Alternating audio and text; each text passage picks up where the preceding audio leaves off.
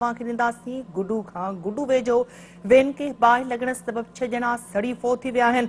रुझान मज़ारी वेझो सिलेंडर फाटण सबब वेन के बाहि लगी वई, जंहिं सबब 6 ॼणा सड़ी फोत थी विया। 10 खां वधीक ज़ख़्मी थी पिया आहिनि। ज़ख़्मियुनि खे तिबी इमदाद लाइ अस्पताल मुंतक़िल कयो वियो आहे। इंतहाई अफ़सोसनाक इंतहाई ॾुखईंदड़ ख़बर वांखे ॾियूं पिया। गुडू वेझो वेन के बाहि लगी वई आहे, जंहिं सबब 6 ॼणा ज़ख़्मी 6 ॼणा फोत थी विया आहिनि, जंहिं ते 10 ॼणा ज़ख़्मी ॿुधाया पिया वञनि। रुझान मज़ारी वेझो गैस सिलेंडर फाटण सबब वेन के बाहि लगी वई आहे, जंहिं सबब 6 ॼणा सड़ी फोत थी विया। 10 खां वधीक ज़ख़्मी ॿुधाया पिया वञनि। रुझान मज़ारी वेझो सिलेंडर फाटण सबब ॿुधायो पियो वञे त वेन के बाहि लगी वई, जंहिं सबब 6 ॼणा सड़ी फोत थी विया आहिनि। 10 खां वधीक ज़ख़्मी ॿुधाया पिया वञनि। ज़ख़्मियुनि खे तिबी इमदाद लाइ अस्पताल मुंतक़िल कयो वियो आहे। अवां सां इहा अफ़सोसनाक ख़बर शेयर कयूं पिया। गुडू वेझो वेन के बाहि लॻण सबब 6 ॼणा सड़ी फोत थी विया आहिनि। रुझान मज़ारी वेझो सिलेंडर फाटण सबब वेन के बाहि लगी वई आहे, जंहिं सबब 6 ॼणा सड़ी फोत थी विया आहिनि, जिन में 2 ॿार बि ॿुधाया पिया वञनि, जंहिं ते 10 खां वधीक ज़ख़्मी बि थी पिया आहिनि। ज़ख़्मियुनि खे तिबी इमदाद लाइ अस्पताल मुंतक़िल कयो वियो आहे, जंहिं ते लाशनि खे बि अस्पताल ॾांहुं शिफ्ट ज़रूरी कार्रवाई खां पोइ वारसनि हवाले कया वेंदा। नाज़रीन अवां सां शेयर कयूं पिया। गुडू वेझो वेन खे बाहि लॻण सबब 6 ॼणा सड़ी फोत थी विया आहिनि।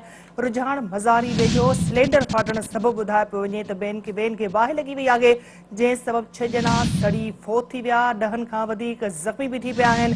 ज़ख़्मियुनि खे फौरी तौर ते तिबी इमदाद लाइ अस्पताल मुंतक़िल कयो वियो आहे। इहा इंतहाई ॾुखईंदड़ ख़बर अवां सां शेयर कयूं पिया।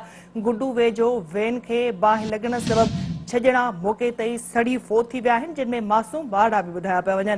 रुझान मज़ारी वेझो सिलेंडर फाटण सबब ॿुधायो पियो वञे त वेन खे बाहि लगी वई आहे, जंहिं सबब 6 ॼणा मौक़े ते ई सड़ी फोत थी विया। 10 ॼणा ज़ख़्मी बि थी पिया आहिनि। ज़ख़्मियुनि खे फौरी तौर ते अस्पताल मुंतक़िल कयो वियो आहे, जॾहिं त फोतुनि जूं डेड बॉडी जेके आहिनि उन्हनि खे बि अस्पताल ॾांहुं शिफ्ट कयो वियो आहे। ज़रूरी कार्रवाई खां पोइ वारसनि हवाले कया वेंदा। इंतहाई ॾुखईंदड़ ख़बर नाज़रीन अवां सां शेयर कयूं पिया।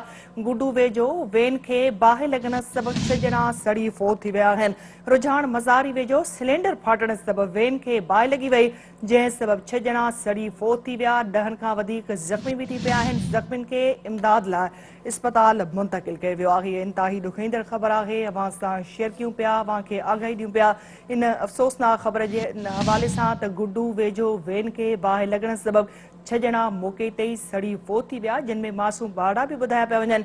रुझान मज़ारी वेझो सिलेंडर फाटण सबब वेन खे बाहि लगी वई, जंहिं सबब 6 ॼणा सड़ी फोत थी विया। 10 खां वधीक ज़ख़्मी बि थी पिया आहिनि। ज़ख़्मियुनि खे फौरी तौर ते अस्पताल ॾांहुं मुंतक़िल कयो वियो आहे। इन ख़बर जा वधीक तफ़सील मालूम करण सां राब्तो रिपोर्टर बालाज दस्तीअ सां। बालाज अपडेट कजो इन वाक़े जे हवाले सां। पंजाब जे रोजान मज़ारी खां मलिक बिरादरी जा माण्हू शादी तकरीब में पंहिंजे ॿारनि समेत कोट मटण वही रहिया। रोजान टूल प्लाज़ा वटि वैगन खे लॻल गैस सिलेंडर खे बाहि लॻी हुई। बाहि लॻण सबब 3 ॿारनि समेत 2 औरतूं ऐं हिकु मर्द आहे, 6 ॼणनि जे फोत थियण जा इतला आहिनि। जंहिं त फायर ब्रिगेड अमले उन वक़्तु पहुची करे बाहि खे कंट्रोल करे 6 लाश उतां कढिया, जॾहिं त 10 खां वधीक वैगन में सवार मुसाफ़िर ज़ख़्मी थी विया, जंहिंखे रोजान मज़ारी हॉस्पिटल ऐं राजनपुर अस्पताल मुंतक़िल कयो आहे। जी ठीकु आहे बालाज, अपडेट करण लाइ वॾी महिरबानी अव्हां जी।